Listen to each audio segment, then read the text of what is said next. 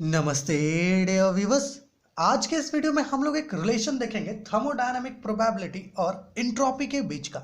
मेरे प्यारे व्यूअर्स, अगर आप इंट्रॉपी की बात करो तो इंट्रॉपी हमें किसी भी एक सिस्टम का डिसऑर्डर के बारे में बताता है, लेकिन वहीं थर्मोडायनामिक प्रोबेबिलिटी हमें ये बताता है कि कोई भी एक सिस्टम में एक गिवन मैक्रोस्टेट के कॉरस्पॉन्डिंग कितने माइक्रोस्टेट्स होंगे, है ना, उसके बारे में हमें थर्मोडायनामिक प्रोबेबिलिटी बताता है। तो आज हम लोग क्या करेंगे, इनके बीच का एक रिलेशन ऑब्टेन करेंगे।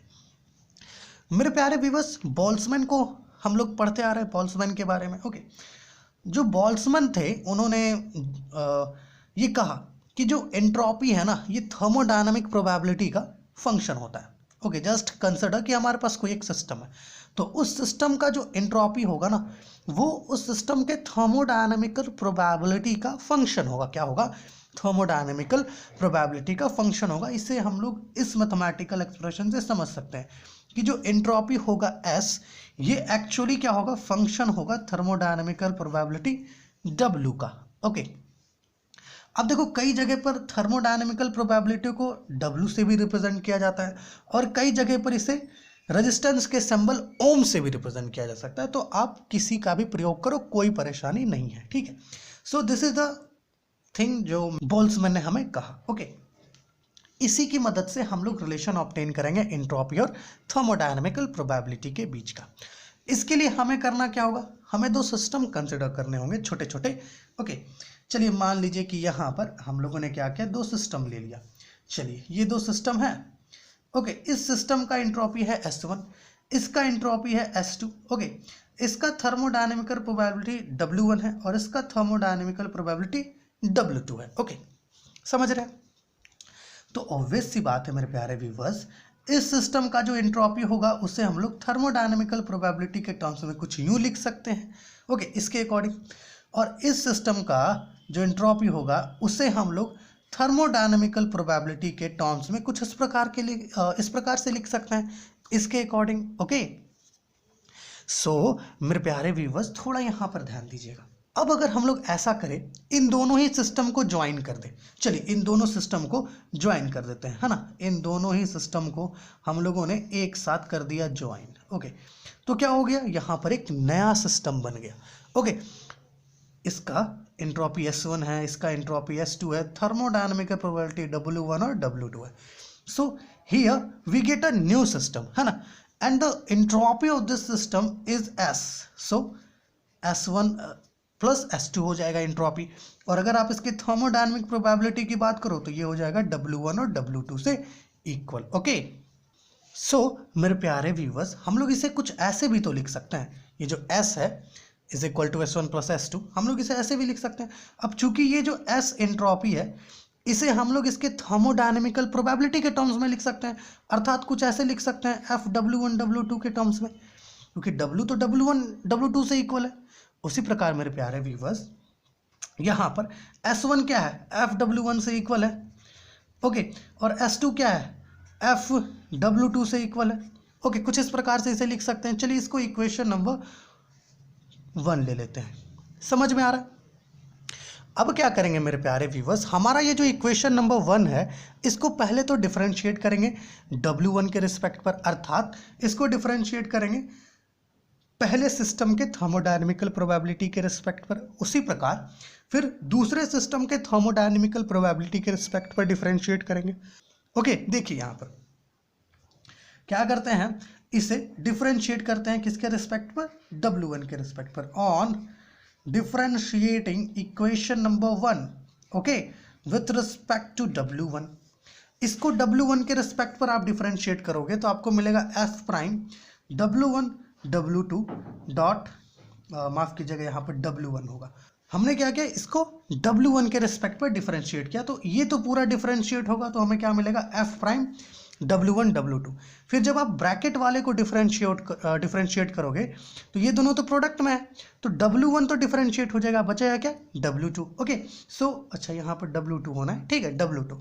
उसी प्रकार मेरे प्यारे व्यूअर्स, आप इसको डिफरेंशिएट करो, यहाँ पर दोनों सम में, इसको जब डिफरेंशिएट करोगे, है ना, इसको, तो आपको यहाँ पर इसका वैल्यू मिलेगा एफ प्राइम W1। ओके, इसको ब्रैकेट में रखिएगा।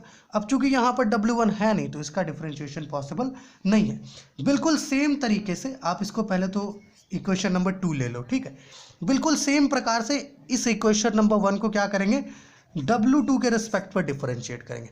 W2 के रिस्पेक्ट पर डिफरेंशिएट करेंगे तो हमें मिलेगा एफ प्राइम W1 W2। पहले तो ये इस पूरे को डिफरेंशिएट कर देना है, फिर ये जो ब्रैकेट के अंदर वाला इसे डिफरेंशिएट करना है।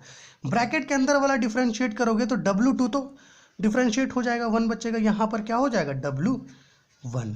ओके ना, अब इसको डिफरेंशिएट करो, ये तो डिफरेंशिएट होगा नहीं, W2 है नहीं, इसको डिफरेंशिएट करोगे तो आपको एफ प्राइम W2 मिल जाएगा। चलिए इसको इक्वेशन नंबर 3 ले लेते हैं। डिफरेंशिएशन कंप्लीट हो गया। अब क्या करेंगे मेरे प्यारे व्यूअर्स, हम लोग हमारा जो इक्वेशन नंबर 2 है उसे माफ कीजिएगा डिवाइड करेंगे। ओके, इक्वेशन नंबर 3 से देखिए यहाँ पर on dividing equation number 2। Okay, equation number 2 ये 3, ओके ठीक है, 2/3 वी गेट। ओके, हमें क्या मिलेगा, देखिए हमें मिलेगा F prime W1 W2 dot W2 is equal to F prime W1 by F prime W1 W2 dot W1 is equal to F prime, यहाँ पर है W2। ठीक, अब आप देखो इन दोनों को आसानी से कैंसिल कर सकते हो, तो हटा दो कैंसिल करके। आपके पास यहाँ पर बच जाएगा W2 by W1 is equal to F prime W1 by F prime W2। ठीक, इसे आप ऐसे लिखो तो ज़्यादा बेहतर लगेगा। W1 क्रॉस मल्टीप्लाई कर दो, W1 F prime W1 is equal to W2 F prime W2 आपको मिलेगा। ठीक है, इसे यहाँ पर कुछ अच्छे से लिख देते हैं। देखिए यहाँ पर हमें मिलेगा W1 एफ प्राइम W2 माफ़ कीजिए W1 is equal to W2 F prime W2। ठीक, अब चूंकि ये दोनों इक्वल है तो मान लेते हैं कि चलिए ये दोनों जो है कोई एक कांस्टेंट वैल्यू k से इक्वल होंगे। अब आप कहेंगे कि हम लोग यहाँ 2 सिस्टम लिए थे जिसके वजह से ऐसा आ रहा है। क्या ऐसा पॉसिबल है कि अगर यहाँ पर हम लोग n नंबर ऑफ सिस्टम्स लें और बिल्कुल सेम चीज़ मिले? बिल्कुल पॉसिबल है। अगर आप n नंबर ऑफ सिस्टम्स लेते हो तब भी आपको यहाँ पर क्या मिलेगा, आपको कुछ ऐसा देखने को मिलेगा, F prime W3 dot dot dot, ये सारे इक्वल होंगे किससे, एक कांस्टेंट वैल्यू k से, या यूँ कहो कि कोई एक कांस्टेंट वैल्यू k से इक्वल होंगे। ठीक है, अगर यहाँ पर आप n नंबर ऑफ सिस्टम्स लेते हो तब भी, है ना। चूंकि हम लोग 2 सिस्टम्स लिए थे इसलिए हम लोग इसको कुछ इस प्रकार से कंसिडर कर रहे हैं फिलहाल। ठीक है, W1F W1 is equal to W2F W2 is equal to k लेकर के चल रहे हैं, क्योंकि हम लोग 2 सिस्टम के बेसिस पर यहाँ पर रिलेशन ऑब्टेन कर रहे हैं। ठीक है, आओ तब इधर देखो, यहाँ तक तो समझ गए होंगे, है ना। क्या चीज़ ऑब्टेन की हम लोग अभी, हम लोग ऑब्टेन किए कि W1F prime W1 okay is equal to W2F prime W2 is equal to k। अब इसे तुम कुछ ऐसे लिख लो, ठीक है, इसे कुछ ऐसे लिख लेते हैं, W1F prime W1 is equal to k and W2F prime W2 is equal to k। कुछ ऐसे भी लिख सकते हैं इसको, F prime W1 is equal to k by W and F prime W2 is equal to k by W2। अब integrate कर दो बोथ साइड्स को।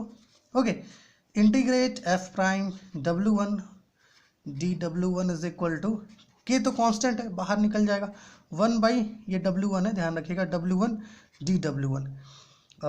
इंटीग्रेट यहाँ पर है F prime W2 dW2, k constant है बाहर निकाल देते हैं, 1 by W2 and here dW2। Okay, समझ में आ रहा होगा यहाँ तक। अब देखिए आप इसको इंटीग्रेट करोगे आप तो आपको यहाँ पर मिलेगा FW1। ठीक, और ये आपको इक्वल मिलेगा किससे, k। इसको इंटीग्रेट करोगे तो लॉग में मिलेगा, लॉग W1, यहाँ पर एक आर्बिट्ररी कांस्टेंट, बिल्कुल उसी तरीके से यहाँ पर भी आपको ये चीज़ मिलेगा FW2 इंटीग्रेट करोगे तो। ठीक है, k तो कांस्टेंट है, इंटीग्रेट 1 बाई W2 को इंटीग्रेट करोगे तो आपको मिलेगा लॉग W2 और इसके साथ एक आर्बिट्ररी कांस्टेंट। यहाँ तक समझ में आ रहा होगा आपको अच्छे से।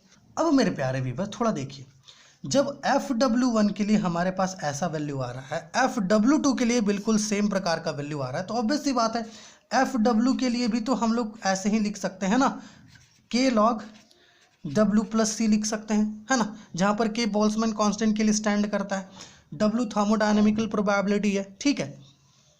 एफ डब्ल्यू को भी हम लोग कुछ इस प्रकार से लिख सकते हैं। अब एफ डब्ल्यू क्या है, आप देख पा रहे होगे, एस है ना, एस है इज इक्वल टू के लॉग डब्ल्यू प्लस सी। ओके, अब ये जो है ना, यही रिलेशन है इंट्रोपी और थर्मोडायनेमिकल प्रोबेबिलिटी के बीच का। बट यहाँ पर किया क्या जाता है कि ये जो आर्बिट्रेरी कांस्टेंट है इसको रिमूव किया जाता है एक कंडीशन की मदद लेकर के। कंडीशन ये होता है कि एब्सोल्यूट टेम्परेचर जो होता है ना, एब्सोल्यूट टेम्परेचर पर इंट्रोपी जो होता है इसका वैल्यू जीरो होता है। माफ कीजिएगा, जो एब्सोल्यूट जीरो टेम्परेचर होता है उस पर इंट्रोपी का वैल्यू जीरो होता है। ओके, और थर्मोडायनेमिकल प्रोबेबिलिटी का वैल्यू 1 होता है।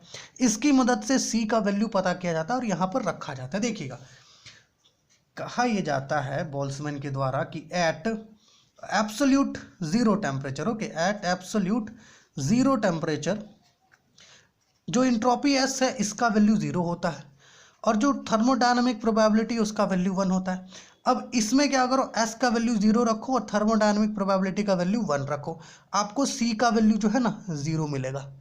ठीक, सी का वैल्यू जीरो रख दो तो हमें एक रिलेशन मिलेगा, एस इज इक्वल टू के log W. This is the required relation between entropy and thermodynamical probability. अब बहुत जगह पर आपको ऐसा रिलेशन भी मिलेगा, एस इज इक्वल टू के लॉग ओम। सो कंफ्यूज मत कीजिएगा क्योंकि थर्मोडायनेमिकल प्रोबेबिलिटी के लिए ओम का प्रयोग किया जाता है। So this is how we can obtain relation between entropy and thermodynamical probability. Okay,